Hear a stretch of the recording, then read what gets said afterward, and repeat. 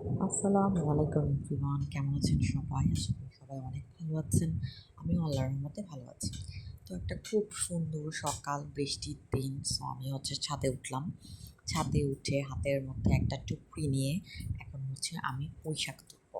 So এই জন্য আমি উঠেছি এবং দেখেন কি সুন্দর বৃষ্টি পেয়ে এই ফুল গাছটা কিন্তু একা একাই হয়েছে। কত সুন্দর গাছ হয়ে আছে। এগুলো কিন্তু হাত দেওয়া হয়নি বা এখানে কিন্তু কিছু করা হয়নি। এগুলো নিজে নিজে হয়ে আছে। আর ফোঁটা ফোঁটা ঝিরি ঝিরি বৃষ্টি পড়ছে। সো ওয়েদারটা অনেক জোস, অনেক ভালো লাগছে।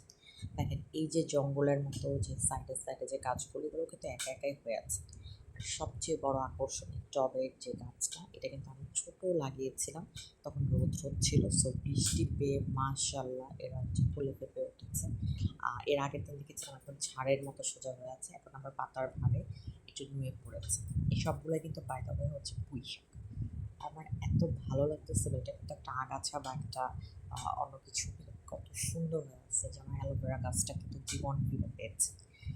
আমি দূর থেকে ওই গোল গাছটা আবার আপনাদেরকে দেখাবো। সো এই যে ট্যাঙ্কির নিচে হয়ে আছে, তারপর এই যে এখন আমি দেখাচ্ছি, কত সুন্দর লাগছে।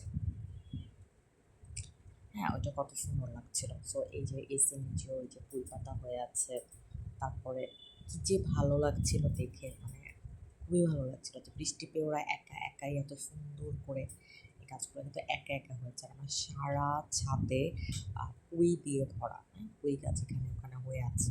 সো আজকে এই জন্য আমি একটু নিয়ে উঠেছি, যেমন ফ্রেশ ফ্রেশ পুঁই শাক তুলে সুন্দর করে রান্না করে তারপর খাবো। এই তো।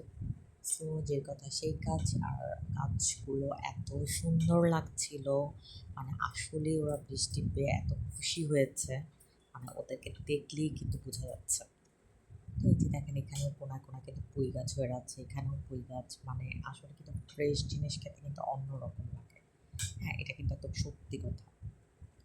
সো এই তো এখন আমি পুঁই পাতা তুলবো। তো আমার টব থেকে এখন আমি নিজে পাতা তুলবো।